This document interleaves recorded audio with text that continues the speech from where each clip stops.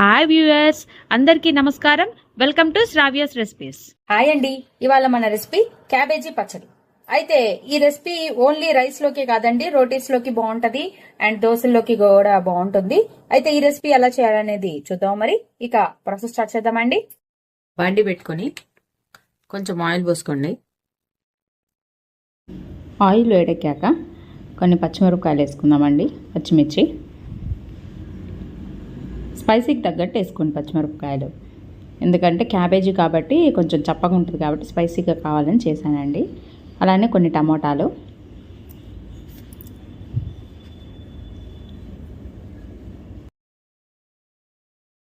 కొంచెం జీలకర్ర,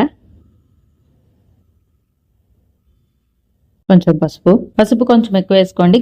క్యాబేజీలోకి కలవాలి కాబట్టి కొంచెం ఎక్కువ వేసుకోండి పసుపు. ఒకసారి మొత్తం కూడా కలుపుకుందామండి. క్యాబేజీ పచ్చిదనం పోవాలి కాబట్టి మనం ఇట్లా వేసుకొని వేయించుకోవాలి.